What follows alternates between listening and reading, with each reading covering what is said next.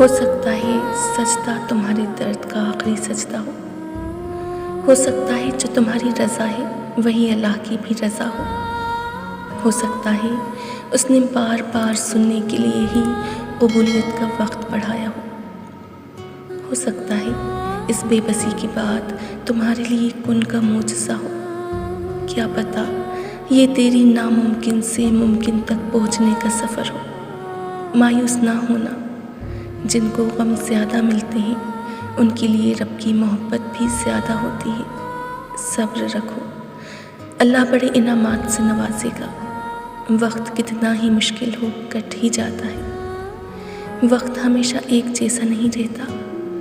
قرآن میں اللہ کہتا ہے بے شک مشکل کے ساتھ آسانی ہے، تو آسانی ضرور آئے گی انشاءاللہ۔